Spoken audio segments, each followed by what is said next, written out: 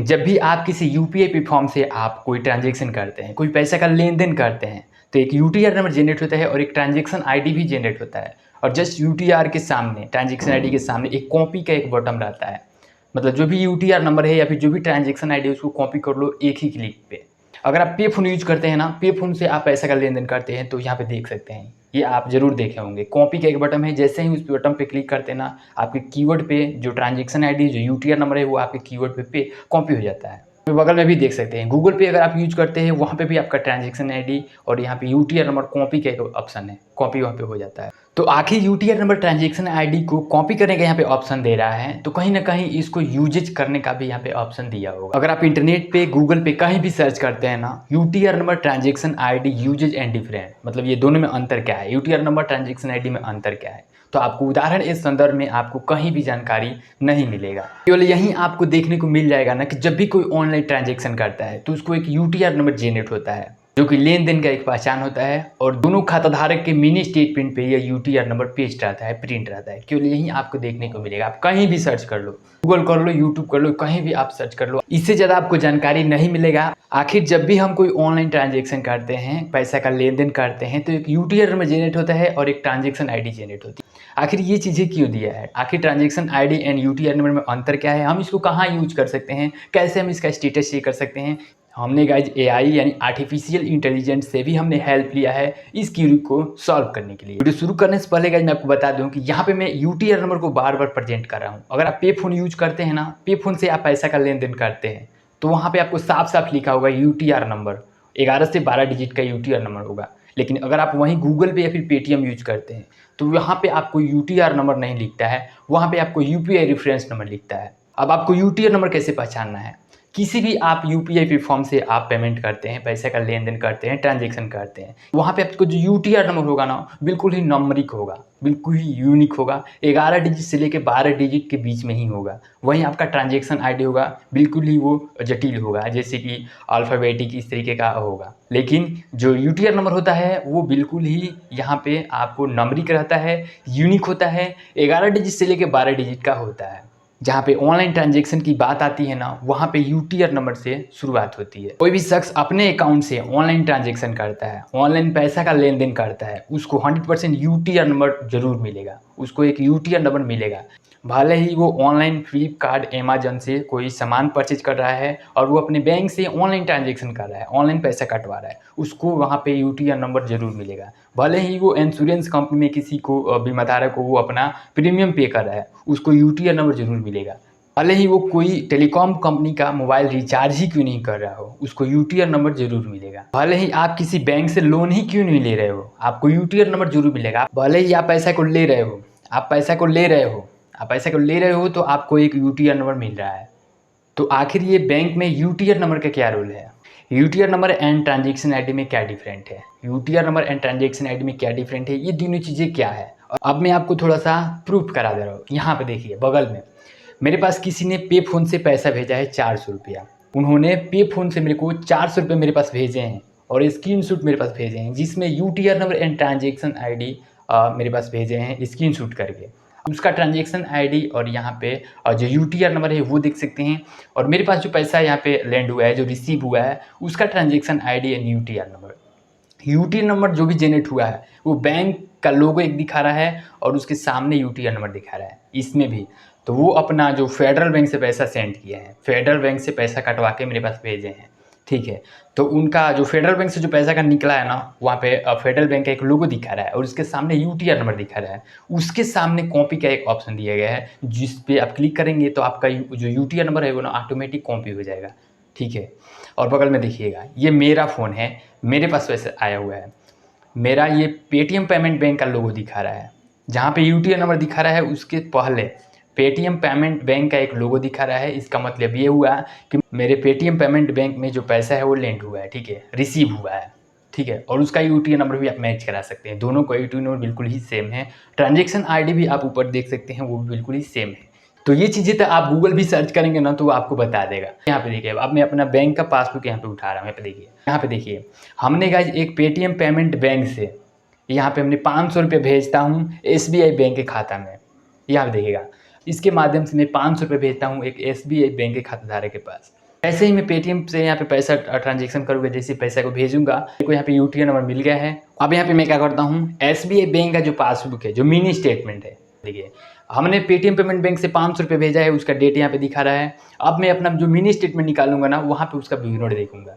तो मैं SBI bank का एक मोबाइल एप्लीकेशन है यूनो एसबीआई, उससे मैं मिनी स्टेटमेंट निकालूंगा और दोनों चीज़ें आप देख सकते हैं, दोनों का डेट बिल्कुल ही सेम है। और यहाँ पे आपको दोनों चीज़ें, यहाँ पे यूटीआर नंबर भी 12 डिजिट का यहाँ पे दिखा रहा है। यहाँ पे लिखा है सीआर, सीआर का मतलब होगा क्रेडिट, अगर वहीं पे डीआर होगा तो मतलब डेबिट हो जाएगा, ठीक है। क्रेडिट अमाउंट यहाँ पे मेरे को मिला है 500 रुपया, और उसके बाद यहाँ पे वही यूटीआर नंबर यहाँ पे प्रिंट किया गया है, वही यूटीआर नंबर यहाँ पे पेस्ट किया गया है, जो यहाँ पे जो पैसा जिन्होंने भेजा है उसके फ़ोन पे यूटीआर नंबर जो जेनरेट हुआ था, और एक ट्रांजेक्शन आईडी भी जेनरेट हुआ था, लेकिन वो ट्रांजेक्शन आईडी यहाँ पे नहीं मिल रहा है, केवल यूटीआर नंबर यहाँ पे पेस्ट किया गया है।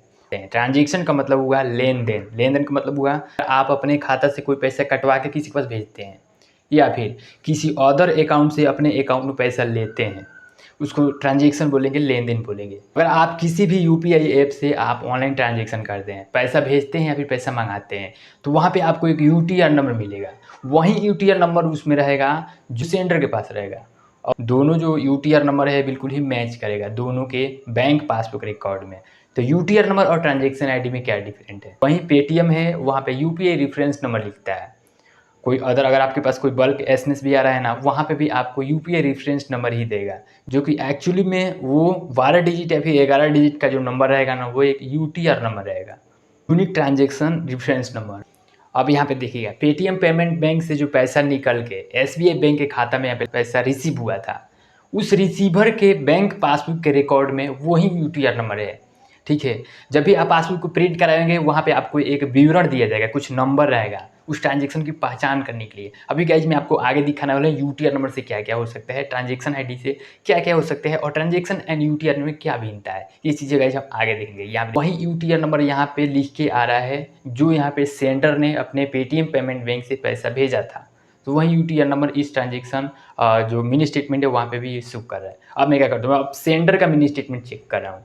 पेटीएम पेमेंट बैंक का एक सेविंग अकाउंट है जिससे वो पैसा का ट्रांजेक्शन किया था, अब उस सेविंग अकाउंट का मिनी स्टेटमेंट गाइज में निकाला हूँ। वहाँ पे यहाँ पे रिसीवर का हमने चेक किया, एसबीआई बैंक का हमने चेक किया, तो वहाँ पे सीआर करके और उसके बाद यूपीआई लिख के उसके बाद स्लैश, उसके बाद यहाँ पे सीआर, उसके बाद स्लैश, और उसके बाद वो यूटीआर नंबर यहाँ पे प्रिंट किया गया था, पेस्टिंग किया गया था। अब मैं यहाँ पे सेंडर का यानी पेटीएम पेमेंट बैंक का मिनी स्टेटमेंट निकाल रहा हूँ, वहाँ पे भी देखिए, वहाँ पे भी गाइज बिल्कुल ही सेम पेस्टिंग है, वहाँ पे वही यूटीआर नंबर है जो रिसीवर के पास है। ये चीज़ आपको कंफर्म हो गया कि अगर आप पैसा का लेन देन करते हैं तो उस ट्रांजेक्शन में एक यूटीआर नंबर जनरेट होता है जो कि रिसीवर के बैंक पासबुक पे प्रिंट हो जाता है, और सेंडर के पासबुक पे भी वही यूटीआर नंबर पेस्ट हो जाता है, प्रिंट हो जाता है। लेकिन ये ट्रांजेक्शन आईडी क्या है, अगर आप ट्रांजेक्शन करते हैं तो वहाँ पे एक यूपीआई रेफरेंस नंबर जनरेट होता है, यानी एक यूटीआर नंबर जनरेट होता है, और एक ट्रांजेक्शन आईडी भी जनरेट होता है। लेकिन बैंक पासबुक पे ये ट्रांजेक्शन आईडी शो नहीं कर रहा है, केवल यूटीआर नंबर ही वहाँ पे शो कर रहा है। तो ये चीज़ें गाइज हम अभी आगे देखने वाले हैं कि ट्रांजेक्शन आईडी क्या है और यूटीआर नंबर क्या है, ये दोनों में क्या भिन्नता है, ये दोनों में क्या डिफरेंटेड है। हमने गाइज यहाँ पे तीन यहाँ पे लाइन्स बनाया हुआ है, तीन क्यूरीज लाइन यहाँ पे हमने बनाया हुआ है। पहला नंबर है यूटीआर नंबर ट्रांजेक्शन आईडी में क्या डिफरेंट है, क्या भिन्नता है, यूटीआर नंबर क्या है और ये ट्रांजेक्शन आईडी क्या है। सबसे पहले गाइज मैं यूटीआर नंबर को देखूंगा, उसके बाद आपको यहाँ पे दिखाऊंगा ट्रांजेक्शन आईडी का क्या रोल है।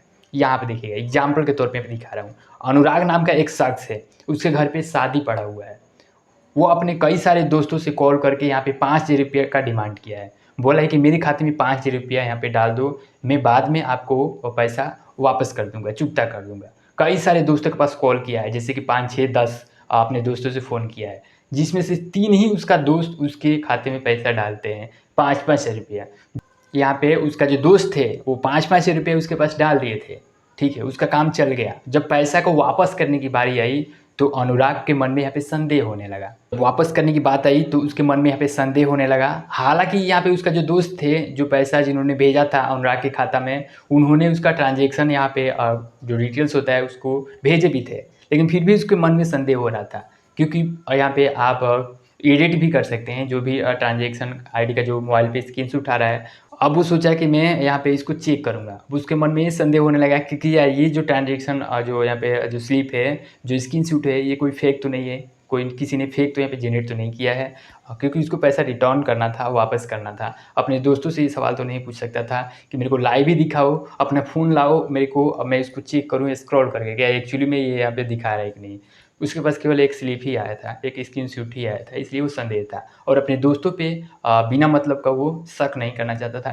तो जो यहाँ पे 3 दोस्त थे जिन्होंने अनुराग के खाते में पैसा भेजे थे, वो पैसा भेज के और स्क्रीनशॉट उसको व्हाट्सएप तो कर दिए थे, ठीक है। तो वो क्या करता है, वो जो तीनों जो व्हाट्सएप का जो स्लिप है उसने यूटीआर नंबर ट्रांजैक्शन आईडी से वो चेक यहाँ पे कर सकता है। तो उसके पास 2 तरीका है। पहला तरीका तो ये है कि अपने बैंक में कॉल करेगा, बैंक में कॉल करने के बाद अपना जो भी यहाँ पे जो वेरिफिकेशन है वो प्रक्रिया पूरा करेगा, जैसे कि अपना नाम बताएगा, अपना डेट ऑफ बर्थ बताएगा और तब बोलेगा कि इस यूटीआर नंबर से आप चेक करिएगा, और ये चीज़ें भी उसके पास है। और दूसरा ये है कि अपने बैंक में जाएगा, पासबुक को प्रिंट करवाएगा, वहाँ पे उसको यूटीआर नंबर मिल जाएगा, में उसका यूटीआर नंबर भी रहेगा। और यूटीआर नंबर जब उसके दोस्त लोग जो पैसा भेजे थे तो उसका एक स्लिप भी भेजे थे, मतलब स्क्रीनशॉट भेजे थे, उस यहाँ पे उसका यूटीआर नंबर और अपने बैंक पासबुक में जो हमने प्रिंट करवाया है उससे यहाँ पे मैच करवा सकता है, अपना पेमेंट वो कंफर्म कर सकता है। तीसरा तरीका ये भी था कि अपना ऑनलाइन भी वो अपना मिनी स्टेटमेंट निकाल सकता है और उसके ज़रिए वो चेक कर सकता है कि क्या मेरा एक्चुअली में ये जो ट्रांजेक्शन हुआ है क्या ये कंफर्म है कि नहीं, मतलब ये सही तो है कि नहीं, किसी ने इसको एडिट तो नहीं किया है, किसी ने इसको बनाया तो नहीं है, ट्रांजेक्शन आईडी चेंज वगैरह करके किसी ने ये चीज़ें फ्रॉड तो नहीं किया है। तो चलिए यूटीआर नंबर तो यहाँ पे क्लियर हो गया, अभी यहाँ पे ट्रांजेक्शन आईडी बाकी है। यहाँ पे देखिएगा यूटीआर नंबर तो आपको समझ में आ गया है कि यहाँ पे कहाँ पे यूज होता है, यूटीआर नंबर कहाँ पे यूज होता है ये तो आप समझ गए, लेकिन ट्रांजेक्शन आईडी कहाँ पे यूज होता है। जब यूटीआर नंबर जनरेट हो ही गया है तो यहाँ पे ट्रांजेक्शन आईडी क्यों जनरेट हो रहा है, ये देखिए यहाँ पे देखिएगा। यूटीआर नंबर तो आपको समझ में आ गया कि यूटीआर नंबर क्यों जनरेट होता है, यूटीआर नंबर से क्या क्या हो सकता है, किस तरीके से आप इसे यूज करेंगे, लेकिन ट्रांजेक्शन आईडी जनरेट का क्या मतलब है यहाँ पे देखिएगा। ट्रांजेक्शन आईडी का पे फ़ोन का यहाँ पे गाइस मैं दिखा रहा हूँ स्क्रीनशॉट, जब भी हमने पेमेंट किए हैं उसका स्क्रीनशॉट देख सकते हैं, यहाँ पे पेटीएम का स्क्रीनशॉट देख सकते हैं और यहाँ पे गूगल पे का यहाँ पे ट्रांजेक्शन आईडी देख सकते हैं। जितने भी यूपीआई प्लेटफॉर्म है, जितने भी यूपीआई माध्यम हैं, वो अपने अंदर एक ट्रांजेक्शन आईडी जनरेट करते हैं। वो अपने ट्रांजेक्शन आईडी के नंबर से वो ज़्यादा एक्सेस कर सकते हैं, यूटीआर नंबर से वो एक्सेस ज़्यादा नहीं कर सकते हैं। यूटीआर नंबर से केवल बैंक का employ, RBI, government UTR number से चेक कर सकता है, लेकिन यहाँ पे जो थर्ड पार्टी एप्लीकेशन जितने भी है यूपीआई वो यूटीआर नंबर से चेक नहीं कर सकते हैं, ठीक है। तो बैंक यहाँ पे यूटीआर नंबर जनरेट करवाता है अपने सेफ्टी के लिए। अगर खाताधारक मेरे से आके बोलेगा कि भाई मेरे अकाउंट से पैसा कहाँ गया, तो बैंक के पास ऑप्शन रहता है, वो यूटीआर नंबर डाल के वो पूरा बक देगा, पूरा बता देगा कि ये जो अमाउंट है तुम ही ने किया है, ये चीज़ें करके किया है, ये चीज़ें वो बता देगा यूटीआर नंबर के जरिए। उसके बाद ये ऑप्शन है, उसके बाद ये राइट्स है, वो आपसे साझा कर देगा। लेकिन यहाँ पे जो अगर आप किसी पे फ़ोन से, मान लीजिए हमने पे फ़ोन से कोई ट्रांजेक्शन करते हैं, ठीक है, और हम पे फ़ोन के पास शिकायत करेंगे भाई ये ट्रांजेक्शन हमने किया है, ट्रांजेक्शन फेल्ड हो चुका है या फिर ट्रांजेक्शन पेंडिंग हो चुका है या फिर हमने ये ट्रांजेक्शन किया ही नहीं है। जो यूपीआई माध्यम है वो यूटीआर नंबर से नहीं बता पाएगा, वो अपने ट्रांजेक्शन आईडी से बता पाएगा, उसके पास ज़्यादा एक्सेस होता है ट्रांजेक्शन आईडी से।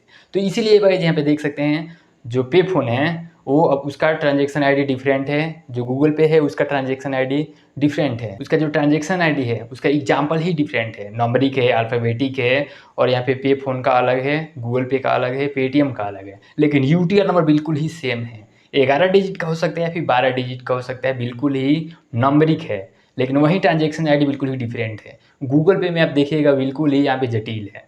तो ट्रांजेक्शन आईडी और यूटीआई नंबर में यही डिफरेंट है कि हर एक जो भी यूपीआई माध्यम है, यूपीआई जो प्लेटफॉर्म है, अपना एक ट्रांजेक्शन आईडी जनरेट करता है, जिससे यहाँ पे आपको उसका रिसॉल्विंग करने के लिए, जैसे कि पेमेंट ही होल्ड हो गया, पेमेंट ही फेल्ड हो गया, पेमेंट ही यहाँ पे पेंडिंग हो गया, तो जब भी आप कंप्लेन के लिए कॉल करोगे वहाँ पे आपका यूटीआई नंबर ना मांग के आपका यहाँ पे ट्रांजेक्शन आईडी मांगेगा, ठीक है।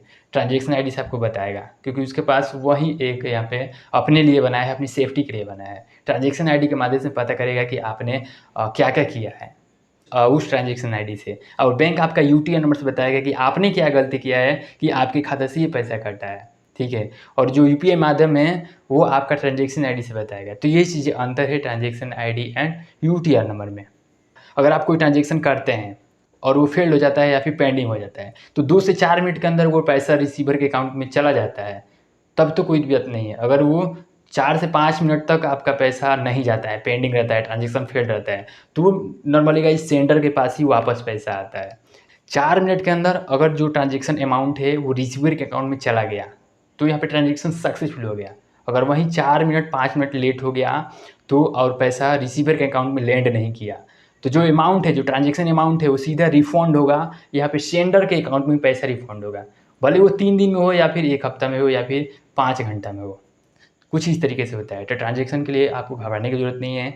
अगर उससे ज़्यादा मैक्सिमम टाइम लेता है तो आप यूटीआर नंबर ले जाके अपने बैंक से शिकायत कर सकते हैं, या फिर ट्रांजेक्शन आईडी लेके उस यूपीआई माध्यम जो है, जो प्लेटफॉर्म है, वहाँ पे कंप्लेन करके उसका रिसॉल्विंग करा सकते हैं। तो आई होप कि आपको वीडियो काफ़ी पसंद आएगा। मिलते हैं नेक्स्ट वीडियो में। आज के लिए जय हिंद।